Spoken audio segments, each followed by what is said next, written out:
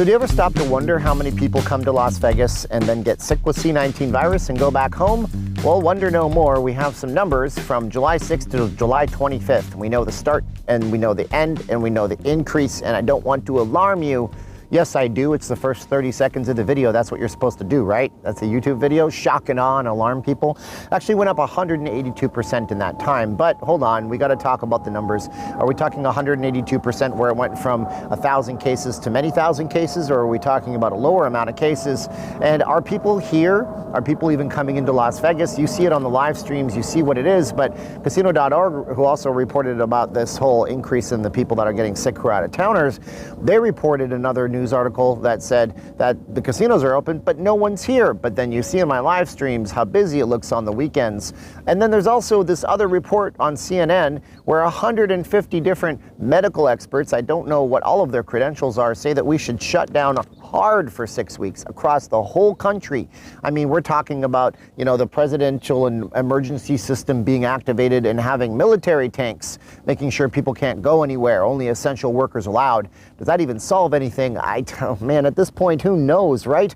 But my name is Steven. I am not leaving Las Vegas. I'm a Vegas blogger. I hope you would like, share, subscribe, and you hit that bell for the notifications, and you tell us, do you think a 6-week shutdown across the country is a good or a bad idea? That makes my skin crawl, it makes me scared, and makes me worried. We would be on the level with what they did in China, where they just basically welded people's complexes on their condos shut and just let them die. I mean, this is terrible. That's kind of what they did. I don't think they're going to do that here in this country, but 6 weeks shutdown where you can't even do anything if you don't have an essential job, like, what would that do to our psyche? And what would that do to us? You know, there's only 80 days left until the election. I mean, what are we going to do? It's crazy. It's craziness, right? Or is it not crazy? You tell me in the comments below.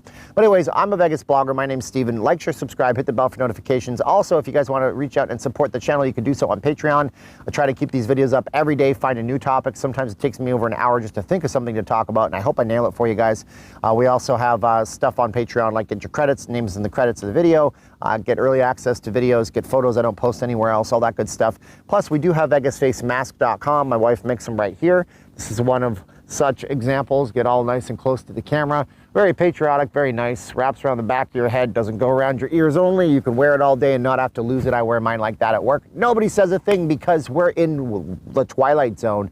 So yeah, so the numbers came in for July. Don't know what the numbers were like for June. We're going to talk about the visitation numbers as well between May, June, and July. And casino.org, which I get a lot of my news articles off of when it comes to casino industry and business. And sometimes they report rumors like the best of us. You know, they did cover the Luxor being demolished at some point, and I did too, so I'm not really criticizing them for that. They did stay out of it with the whole Sahara thing, which was probably smart of them, but so did a lot of people. Only one person is getting messed up over that one, and we all know the story. I did a video on that a few days ago. So yeah, so it turns out that between July 6th and July 25th, there was a 182% increase in people who come to Las Vegas and go home sick or get sick after they go home. Now, the first red flag on this is that they don't specifically nail down people who visit Vegas and get sick while in Vegas. They just nail down people who get sick, go home, go to Vegas, then go home and get sick. So there's not a lot of science to this right now. So that 182%, we don't know if it's 182% of all the cases, or if it's 50%, or if it's 10% of all the cases, because, you know, you can get infected with this thing, feel really sick really, really fast, or you can get infected with this thing and not feel sick at all, or you can get infected and it could be a 10-day lag time. We know where the people are coming from who got sick, and we have to assume, I guess, in this case, because, you know, of course, the sky is falling, and we have to assume Vegas is evil and spreading the virus everywhere, that it all came from Las Vegas, I suppose. July 6th, though, 123 reported cases of people who came to Vegas, went home, and were sick afterwards. July 25th, 347 cases. But there was like 1 million people that visited in June. I don't know how many people visited in July. They haven't, for some reason, released those numbers yet, but all we know is that in June, over 1 million people visited Las Vegas. Is it safe to say that in July 1 million people visited? Maybe, possibly, especially with the July 4th weekend being a strong weekend for the city.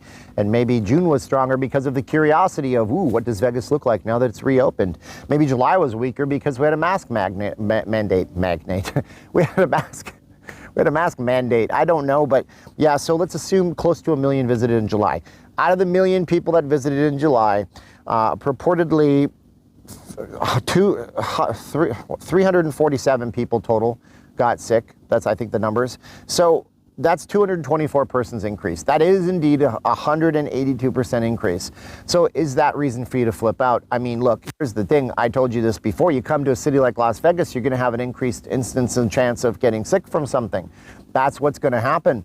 But you know what? You go out anywhere, you venture out anywhere. One of the people at my job went to Nashville, Tennessee, came back, got sick, and he never got sick in Las Vegas. He actually didn't even have the flu bug for the last 5 years. Very healthy guy, one of those folks that eats mostly vegetables, not a vegan per se, but only eats animal protein a few times a week, and very healthy dude. Got sick after going to Nashville. Maybe interrupting your pattern is something that's not good for you, but some people are willing to risk it, and if you are, all I tell you is to wear a face mask, wear gloves if it really bothers you, at least sanitize your hands, and you know, don't go running around in you know, the laundry facility at the Wynn Hotel, spinning around naked going, I'm not gonna get sick. I'm trying to think of weird things you could do in Vegas that would get you sick, of course. So that's a 182% increase. It sounds a lot less impressive when I give you the numbers, but it still sounds terrible that it's even happening. And from that, we don't know the links in the chain. They haven't done that much study to say if these people infected other people and down the line and so on and so forth. But that's another example of a catchy headline that can say things like, you know, people getting sick after visiting Las Vegas surges 182% in the month of July. And then you go, oh my God, we're all done for. But I don't know. You tell me if we're done for, if those stats are really disconcerting. Then we also have the case of casino.org writing an article that says Vegas casinos are open, but visitors are staying away. It does point out that in May, I don't know why anybody's using the May numbers. I've seen other YouTube bloggers do it too. Using the May numbers for visitation is the stupidest thing anybody could do. I have to say it. I'm not saying they're stupid people for doing it, but it's a stupid thing to do, okay? You're saying 92.5% less visitation in May from the previous year. I totally understand. That's because none of the hotels were open, with the exception of a few places off the strip that were already business class hotels that were considered essential. They didn't have casinos, they weren't attached to the attractions, and the strip was completely shut down without any casino gaming, any restaurants, anything until the very, very tippy end of the month, when in May, things started slowly opening in terms of restaurants after Sisolak started releasing the holds on what businesses could open at limited capacity. So 92% versus the last year in May, 70% over the last year in June, okay? Over 1 million people came to Las Vegas in June. Now you're gonna say 1 million people is really bad, and I'm gonna say yes, it would be really bad if it was 2019 and for some reason somebody said the wrong thing or Vegas got a bad reputation and suddenly people just stopped coming here. But this is absolutely not the case. We obviously are in a post-pandemic haze. 1 million people coming here in a post-pandemic scenario, that's a lot different. And it is a lot different. So we had 92% less and 70% less. But if you look in the casinos on the weekends, it is slammed and packed, okay? I went to the Cosmopolitan to park my vehicle last weekend. I usually could park on the third level, which is where the parking, or the second level, which is where the parking generally starts. First level is used for valet services. Second level is where us pedestrian, plebeians, proletariats can park. Third level is where you gotta go down, and it goes all the way down to 5 or 6, I can't recall. I had to go to the third level. I've had to go. There was no parking on the second level where you should be able to park. Third level was pretty darn full. I've been at the MGM Grand on the weekends. I can't actually get a spot a lot of the times on the weekends. There are so many people coming here on the weekends that are drive-ins from California, Arizona, Texas, which incidentally is where those infections were from. Number one of those infections was coming in. Most people got infected were from California. The second one was Arizona. The third one was Texas. So there's a lot of people here on the weekends. So 70% down from the previous year. Yeah, that's gonna happen. Is the sky still falling? I don't know. Is it falling enough to get to the next point, which I mentioned at the beginning of this video, in the preamble of this video? 150 different experts have penned a letter. Now, when experts pen letters, they generally send them out to politicians. This is actually how the atomic bomb was actually tried to be stopped by Albert Einstein in different places. So that's actually was how it was founded. They penned a letter and they sent it to the President of the United States during World War II and told them that, you know, the bad guys in Germany were actually playing with nuclear weaponry and we have a way to make our own. And they penned a letter. Einstein, incidentally, actually regretted that because he said him letting the President of the United States know about a possible BOMB that was being built in Germany. I have to watch YouTube's content filters on this. He said telling the government in the United States about that caused our government to make it and drop it on, ultimately, Japan. So he actually was upset about that the rest of his entire life. Einstein was a very peaceful guy. But when you pen a letter and you send it to the government officials and it's all backed up by science and people like that, that's a big deal sometimes if the government listens to you. Now this letter is saying shut down the country for 6 weeks.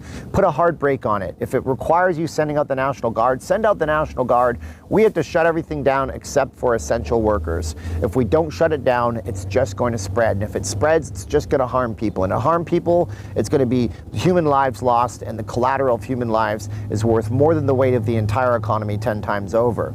Now look, you can't put a price on a human life. You really can't. But there's a few factors to understand here. Most people don't know this. You might know this if you're watching this channel because you're probably super intelligent and read news from both sides, like I hope you do.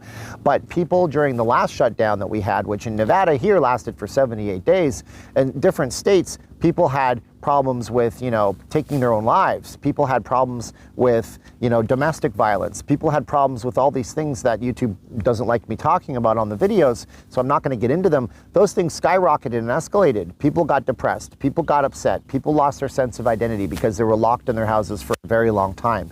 Could we shoulder another 6-week shutdown as the economy grinds and have the economy grind to a halt?